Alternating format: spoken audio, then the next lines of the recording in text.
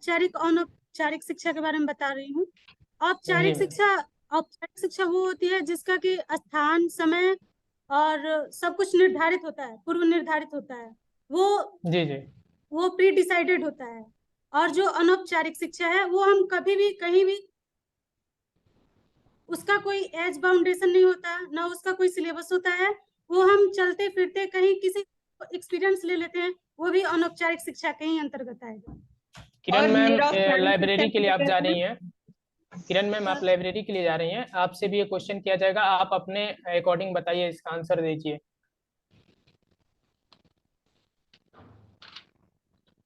लगता है वो सही बोल रही है।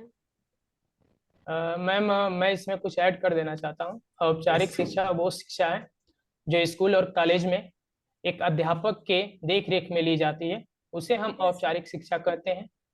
और अनौपचारिक शिक्षा वो है जो बाहर, ऐसे एजली बोल सकते हैं कि जो शिक्षा पत्रिकाओं, यानी पत्रिकाओं या न्यूज़पेपर या बाहरी जो चीजें हैं उनसे ली जाती है, वो अनौपचारिक शिक्षा है। सर, निरौपचारिक शिक्षा किसे कहते हैं? क्या मैम? निरौपचारिक। नहीं, मुझे पता नहीं है मैम, आप मैम बता जवाब सकती दीजिए। हूँ। मैम मैं हाँ बता हाँ, सकती हूँ। बताइए। जो जी ओपन या डिस्टेंस शिक्षा ग्रहण करते हैं वो निरौपचारिक शिक्षा है। जैसे कि इग्नू हो गया, या फिर जी राशि टंडन है, उससे हम जो करते हैं कोर्स, वो सब निरौपचारिक शिक्षा के अंतर्गत आएगा। Thank you ma'am, thank you. कर सर। मैं हेलो। ओपन से जो जी जी, कोर्स करते हैं, जो राशि टंडन है या फिर इग्नू है, ओपन ओपन यूनिवर्सिटी हम कह सकते हैं। Yes sir. Open university. हाँ, दूरस्थ शिक्षा, तो वो दूरस्थ हाँ हाँ शिक्षा ये निरौपचारिक शिक्षा का बेस्ट एग्जाम्पल है। हाँ, ठीक है ma'am, thank you. Next Ujjwal sir, question, मेरा एक एनीबॉडी? क्वेश्चन है। Yes yes Aditya. पुस्तकालय आंदोलन कहाँ से चालू हुआ था और भारत में इसका मतलब कौन थे मुख्य? यस उज्जवल। देखिए सर, पुस्तकालय आंदोलन जो है, आप भारत के अकॉर्डिंग आप पूछ रहे हैं सर? भारत नहीं में नहीं, विश्व से चालू किए और भारत में कौन किए थे ये पूछ रहे हैं सर। विश्व कहाँ से से चालू चालू किया हुआ गया। था और हाँ। विश्व में जब चालू हुआ सर, वो 1800 ईस्वी में हुआ था। लाइब्रेरी ऑफ कांग्रेस से उसका अधिवेशन चालू किया गया, वहीं से चालू हुआ। और अब सबसे पहले आपके कोलकाता में आया सर, और कोलकाता में एक पब्लिक लाइब्रेरी का नाम दिया गया इसको। 1835 ईस्वी में इसका शुभारंभ हुआ। और कोलकाता के जो विशिष्ट लोग हैं, जो वहाँ के लोग और विद्वान हैं, वहाँ 68,000 पुस्तकें इकट्ठा करके, और उन्होंने कोलकाता पब्लिक लाइब्रेरी का उन्होंने एक उद्घाटन किया। मतलब उन्होंने कोलकाता पब्लिक लाइब्रेरी बनाया, ठीक है।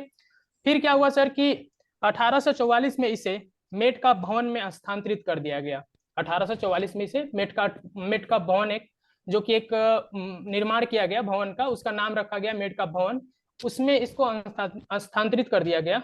और 1859 में इसे प्रबंधी बाग, इसका जो प्रबंधन का बागडोर है सर, जो अब इसका देख रेख करेगा, वो कोलकाता का जो है सर आपका नगर पालिका है, वो शुरू कर दिया। 1859 में प्रबंधन का बागडोर उसको नगर पालिका को दे दिया गया सर। 1898 में धन की कमी से इस लाइब्रेरी को ये नौबत आ गई कि होने लगी। बंद एकदम समझ में आया कि अब ये क्या लाइब्रेरी अब बंद होने वाली है। फिर 1899 इसे लॉर्ड कर्जन ने इसकी दयनीय स्थिति को देखते हुए इसका बागडोर अपने हाथों में ले लिया सर।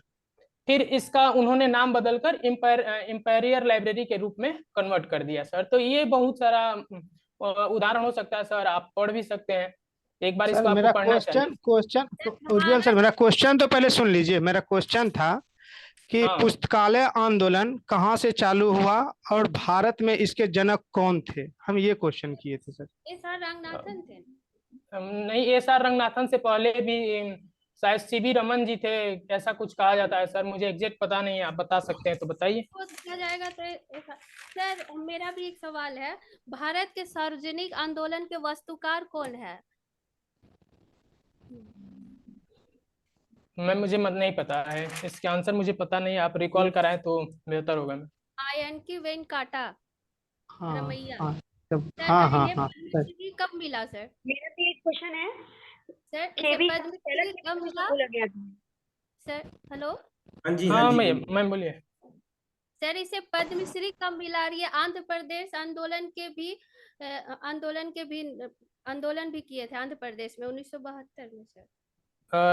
1972 में ना ma'am. Yes yes thank you ma'am. मेरा यस एक क्वेश्चन का आंसर चलें। बताइए जरा।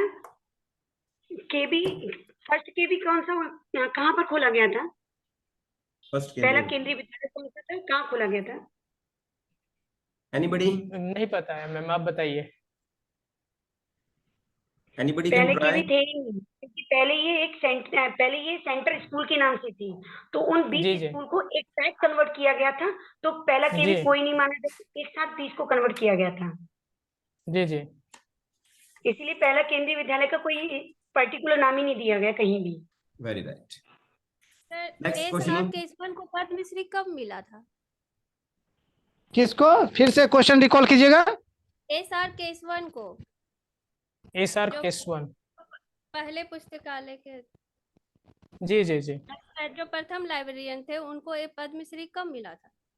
1960 में।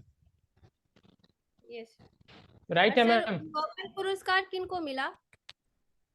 जो एक नोबेल पुरस्कार यस सर।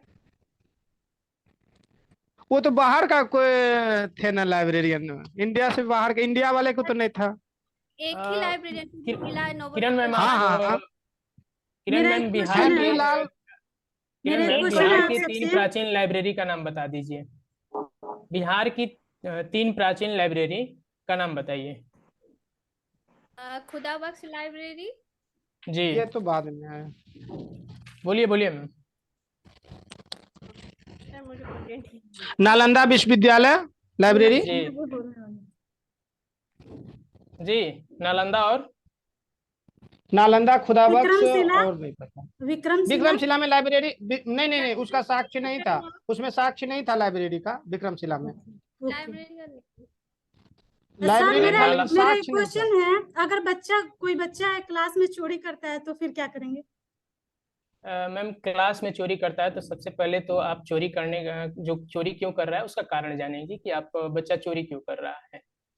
यदि ऐसा कर रहा है तो वो किसी न किसी रीजन से कर रहा होगा, कि तो वो आर्थिक रूप से तंग है, या उसकी मनोदशा ठीक नहीं है, उसका आदत पड़ चुकी है चोरी करने की, या कहीं ना कहीं से उसे लिंक प्राप्त हो रहा है चोरी करने का, कोई ना कोई से सजेशन दे रहा है कि चोरी करो। ठीक है, कभी कभी होता है बच्चों की बालावस्था में बच्चों को लत पड़ जाती है, किसी का पेंसिल चुरा लेना, किसी का कटर चुरा लेना, ऐसा लत पड़ जाती है मैम। तो उसके बारे में हम जानेंगे आखिर बच्चा क्यों कर रहा है, उसको फिर समझाएंगे, और आप एक एज ए टीचर आप ये बेस्ट समझा सकती हैं।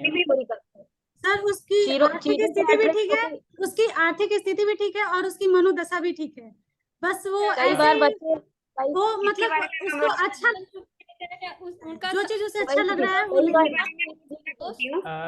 कई बार बच्चे इसी वजह से चोरी करते हैं, वो उनके पास जो है उससे नहीं संतुष्ट रहते, उनको जो दूसरे के पास है वो ज्यादा अच्छा लगता हाँ है। हाँ यही तो यस यस इस वजह ऐसा से ही बच्चे होता है चोरी मैम। करते हैं।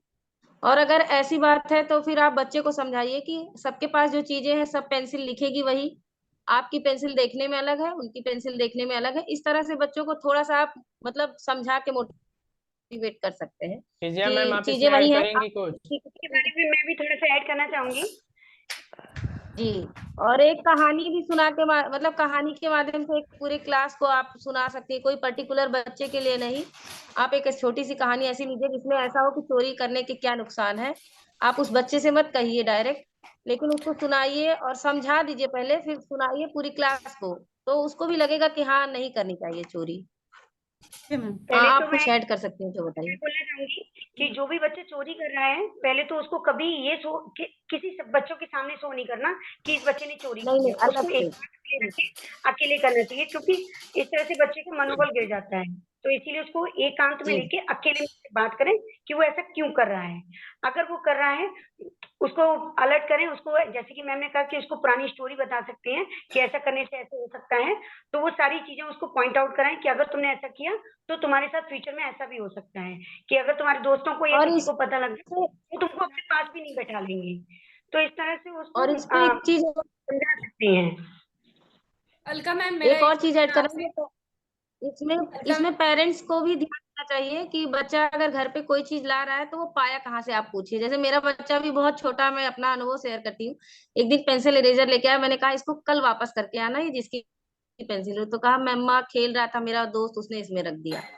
तो ये पेरेंट्स भी कहीं ना कहीं इसके लिए रिस्पॉन्सिबल है कि बच्चा बाहर से कोई चीज ला रहा है तो आप देखिए कि वो कहाँ से लाया, जब मैंने उसे नहीं दिया तो। मैम उज्ज्वल सर, मेरा एक क्वेश्चन है सर। मैडम, अगर एक कोई बच्चे हैं जो सीनियर स्टूडेंट्स है, वो छोटे बच्चों की रैगिंग कर रहे हैं, वो बच्चा इतना ज्यादा टॉर्चर हो गया है मेंटली कि वो उसने स्कूल आना छोड़ दिया है, उसके पेरेंट्स आपको ब्लेम कर रहे हैं या कुछ है, तो उस सिचुएशन में आप बच्चे को कैसे मोटिवेट करेंगे और कैसे उन सीनियर्स को रोकेंगे? सबसे पहले तो हम सीनियर्स को समझाएंगे और बताएंगे कि हम किसी की रैगिंग करते हैं। रैगिंग करना बंद हो चुका है। नहीं सिचुएशन है मैम, इस तरीके से सिचुएशन रैगिंग नहीं कर रहे हैं, कुछ परेशान कर रहे हैं सीनियर्स अपनी वो। सिचुएशन हो सकता है, सही बात। तो हाँ, आप ऐसा जो होता बड़े है। बच्चे हैं, पहले बड़े बच्चों को जो कर रहे हैं उनको बुलाइए और उनको ये समझाइए कि आप ऐसा कर रहे हैं, कोई बच्चा स्कूल नहीं आएगा तो उसकी लाइफ को, मतलब उसके आगे की लाइफ, बच्चा फ्यूचर उसका क्या रहेगा, आप उनको मतलब मेंटली ज्यादा वो करके समझाइए। डांटेंगी तो वो नहीं मानेंगे। पहले तो लेकिन मैम आप छोटे बच्चे से समझेंगे ना मैम, एक बाकी कि बात है, उसको किसने रहेगी। समझ उस लिया बच्चे तभी को ये कैसे बात सामने मोटिवेट आई है ना। करेंगे जो जिसने स्कूल आना छोड़ दिया है? हाँ, बच्चे मेरे को साथ भी मोटिवेट। हुआ था ये। मेरी ही क्लास में एक बच्चा था जिसने स्कूल आना छोड़ दिया था। 3 दिन वो स्कूल नहीं आया। तो मैंने उसको कॉल किया तो पता लगा कि उसको गाड़ी में एक बच्चा परेशान करता है। वैन से बच्चे जब घर जाते हैं ना, उस वैन में बच्चा परेशान करता है, उसको बैठने नहीं देता है, बार बार परेशान करता रहता है। तो जब हमको पता लगा कि उस बच्चे ने परेशान किया, तो मैं उस बच्चे के पास गई। वो 7th क्लास में बच्चा था, और जो बच्चा नहीं आया था वो 6th क्लास का बच्चा था। 7th क्लास का बच्चा 6th क्लास को परेशान कर रहा था। तो मैंने उस बच्चे को बुलाया, फिर उसको बहुत अच्छे से डांटा, मतलब लेके अकेले में बस अच्छे से समझाया। डांटा ऐसे नहीं कि बहुत ज्यादा डांटा, अच्छे से समझाया कि अगर तुम ऐसा करे हो, कल को तुमको भी सीनियर बच्चे कर सकती हैं। आज तुम उसके साथ कर रहे हो तो तुमको भी, तुमसे भी सीनियर है ना, वो भी तुम्हारे साथ करेंगे इस तरह से। कभी कभी ऐसे बच्चों को सामने डांटना भी जरूरी होता है, ताकि जो और सारे बच्चे हैं वो ये सीख लें कि अगर हम ऐसा करेंगे तो फिर हमारे साथ हमें भी डांट पड़ेगी। इस तरह की ये मैंने छोटी बातों को हम सामने भी कर सकते हैं। ऐसा नहीं कि हम टीचर है तो बच्चे को पैम्पर करना जरूरी नहीं है। कुछ चीजों को सीख देने के लिए और सारे बच्चों को करना पड़ेगा। और उस बच्चे को कैसे मोटिवेट करेंगे जो जिसने आना छोड़ दिया? विजय मैम आंसर दीजिए मैम। इसमें ये हो सकता है कि जो बच्चा नहीं आ रहा है उसको जी स्कूल में बुलाया जाएगा, उसकी काउंसलिंग की जाएगी और उसके मन से इस डर को निकाला जाएगा कि आगे से अब तुम्हारे साथ ऐसा कुछ नहीं होगा, हमने चीजों को सॉल्व यही आउट किया कर था दिया है। मैंने दोनों में दोस्ती कराई और अच्छे से दोनों को मिला के और बच्चे को बुला के विश्वास दिलाना होगा कि अब आगे तुम्हारे साथ कुछ भी नहीं होगा। जो बच्चे उसको परेशान कर रहे थे उन दोनों को आमने सामने बिठा के भी बात करवाइए कि हाँ ऐसा ऐसे अब मेरी हम आगे मेरी ही नहीं बेटी के करेंगे। साथ हुआ था कि उसकी टीचर ने उसको डांट दिया, उसको बुखार हो गया डर के मारे, 2-3 दिन वो स्कूल नहीं गई। फिर वहां से फोन आया, फिर हम लोग सारी बात बताए, फिर इसको बुला के उसकी काउंसलिंग की गई, तो फिर नेक्स्ट डे जाने के लिए राजी हो गई थी। आदित्य सर, मेरा क्वेश्चन है। मेरा पहले क्वेश्चन सुन लीजिए उज्ज्वल सर, कि हाल ही में एक लाइब्रेरियन को पद्मश्री मिला, वो कौन थे? हाँ बताइए सर। पीएन कॉल सर 2004 में मिला था। इधर इस वर्ष, कल 10 दिन पहले मिला है। अच्छा, अभी जो पद्मश्री अवार्ड घोषित जो चल रहा था कार्यक्रम, जी, उसके अंतर्गत मिला है। जी बताइए हाँ, सर। हाँ। कौन थे नाम वो? पता नहीं हमको, हम तो आपसे पूछे। ठीक है, मैं आपका आंसर दे दूंगा सर। थोड़ा सा मैं अभी नोबेल नहीं पढ़ा हूँ। कल विकास सर बोले थे कि आप ऐसा कर लीजिए कि नोबेल पढ़ लीजिए, मैं उसके बारे में थोड़ा सा पढ़ लूंगा तो मैं आपको इसका आंसर, बेस्ट आंसर दे सकता हूँ। और मेरा एक क्वेश्चन था, ये बताइए स्कीमा क्या है? कौशिक सर ये बताइएगा, स्कीमा क्या है सर? बताइए। Schema word dBA data structure database में यूज किया जाता है। जी सर। ये डाटाबेस की जो स्ट्रक्चर कैसा होगा, उसकी कंस्टेंट क्या होंगे, क्या क्या उन पर रूल लगेगा, ये सब का जो सेट होता है सबको मिलाकर इसको स्कीमा कहते हैं। जो हमारे उसको कहा जाता है, जो आपकी बनी हुई कृति होती है उसको स्कीमा कहा जाता है। हमारे जी प्याजी नहीं कहा है ये। मनोविज्ञान में नहीं भी मैम, स्कीमा एक शब्द आपके है। अकॉर्डिंग नहीं, मनोविज्ञान मुझे मनो आपके अकॉर्डिंग नहीं, मैं कौशिक सर के अकॉर्डिंग सीख रहा हूँ, जानना चाहता हूँ। इसलिए मुझे वो नहीं पता, इसलिए मैंने ये कहा कि हमारे अकॉर्डिंग साइकोलॉजिस्ट जीन प्याजी जी हैं, उन्होंने ये बोला है कि नहीं, स्कीमा कल जो आपके अंदर बनी हुई आकृति होती है कल उसको ऐसा स्कीमा ही कहा हुआ था मैम, कल ऐसा ही हुआ था। मैं एक ग्रुप डिस्कशन कर रहा था, उसके अंतर्गत मैंने लिख दिया कि स्कीमा क्या है, उधर से आंसर आ गया जो आप बीएड में होता है वो वाला। मैं बोला कि ये नहीं होता है आंसर, आंसर कुछ और था। जो कौशिक सर बता रहे हैं वो आंसर बेस्ट है सर, थैंक यू सर। और सर अच्छा, सर एक लेकिन क्वेश्चन मेरा बताइए। वो आंसर हमारे लिए तो मतलब हम जो जिस चीज की तैयारी कर रहे हैं वो स्कीमा हमारे लिए मनोविज्ञान हमारे काम का है, तो हमारे लिए वही जी, हम लोग के लिए वही लाइब्रेरी से रिलेटेड मैं क्वेश्चन किया था मैम, ये कंप्यूटर रिलेटेड है। और ये बताइए डिसलेक्सिया के बारे में आप क्या जानते हैं? कोई बच्चा डिसलेक्सिया से जूझ रहा है तो आप उसको कैसे बाहर निकालेंगे डिसलेक्सिया में आपके होता है। अकॉर्डिंग? डिसलेक्सिया में होता यह है कि बच्चों को पढ़ने में कठिनाई होती है, उसके जी जी स्वर यंत्र जो होते हैं उसमें कुछ कठिनाई होती है, जिससे वो बोलने में असमर्थ महसूस करता है खुद को। तो उसको अभ्यास के द्वारा ही सुधार किया जा सकता है। ये आप एक बेस्ट उदाहरण, मैं कहूंगा आप एक बेस्ट उदाहरण दें। बेस्ट सर उदाहरण का मतलब दैनिक जीवन से रिलेट करके बोले। मैं प्रोनाउंसिएट करा सकते हैं सर खुद से। विजया मैम आप आंसर दे सकती हैं मैम? क्या यस यस मैम दीजिए। डिसलेक्सिया एक पठन विकार है जो कि अक्सर 70% लोगों में पाई जाती है। नॉर्मल हम लोगों में भी पाई जाती है। बहुत सारे शब्द हैं जो कि हम लोग गलत बोल देते हैं क्योंकि वो हमारी आदत में बन चुकी हैं। इसीलिए ये कोई इसको इतना हाई नहीं लेना चाहिए। अगर बच्चे के अंदर है उसको समझाओ कि बेटा तुमको कोई बीमारी नहीं है, ये कॉमन बात है और इसको सुधारा भी जा सकता है प्रैक्टिस के द्वारा। सिर्फ और सिर्फ इसका इलाज यही है कि आप बार बार प्रैक्टिस करें।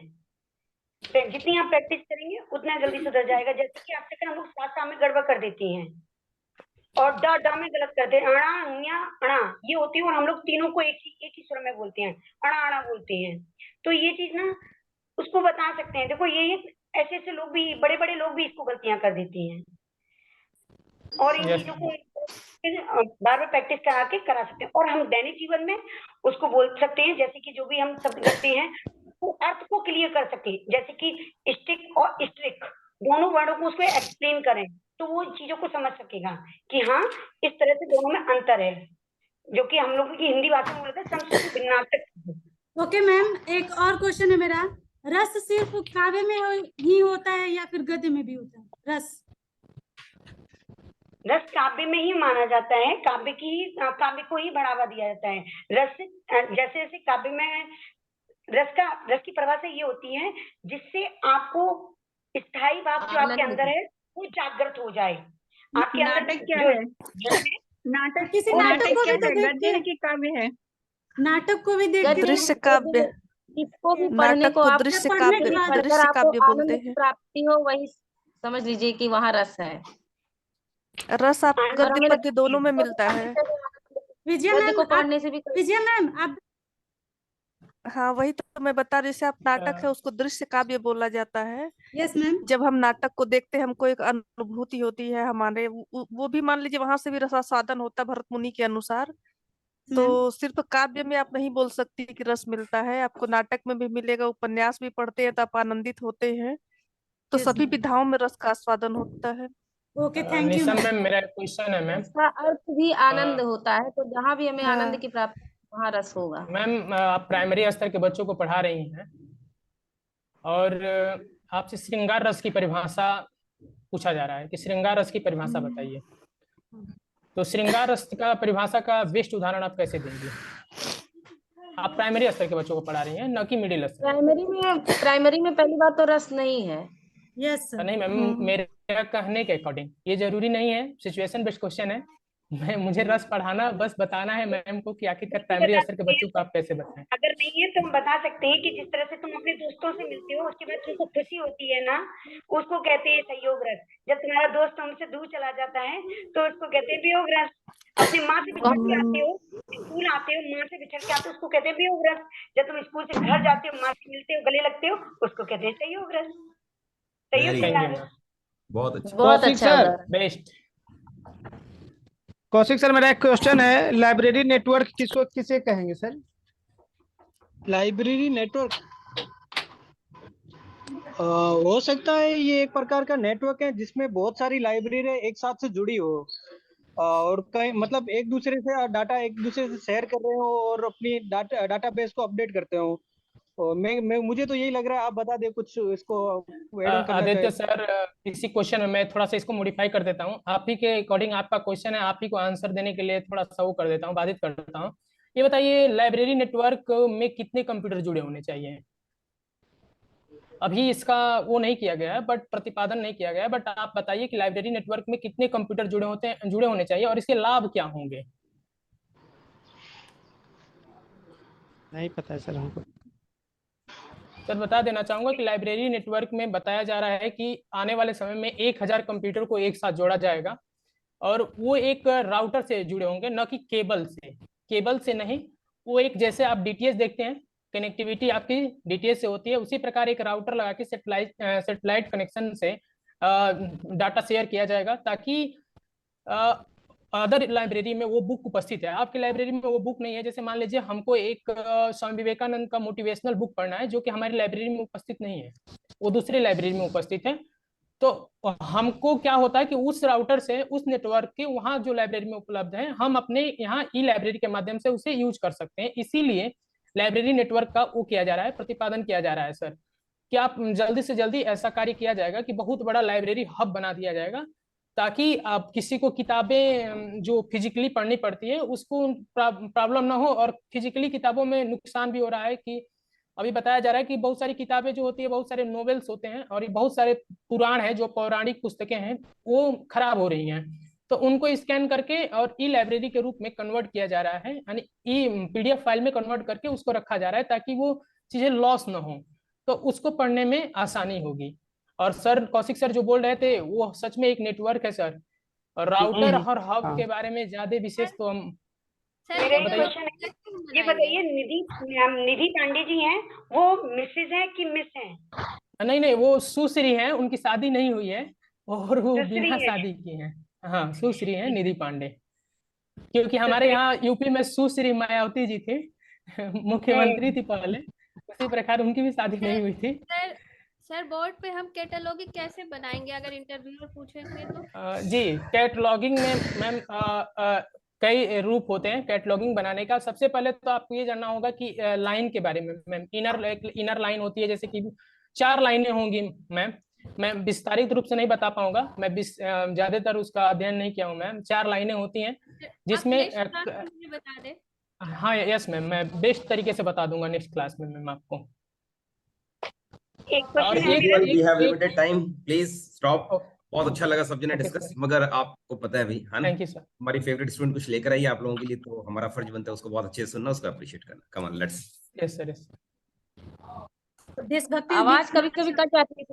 ओके मैम, ध्यान रखूंगी मैं। देशभक्ति गीत गाने जा रही हूँ मैं। स्वाधीनता की मोड़ पर सारे निकल पड़े, जिनके लहू के तेज से घर घर दीपक जले, फंदे को चूम फांसी है, दायर को मात की खेल थी, फिरंगियों के देश में बता मेरे लिए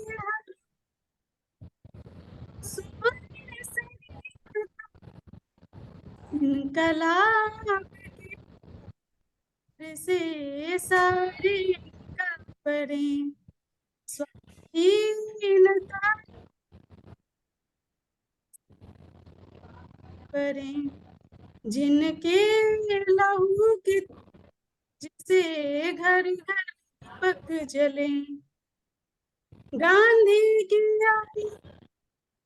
की सुभाष चल पड़ी, फिरंगियों के नरम गरम के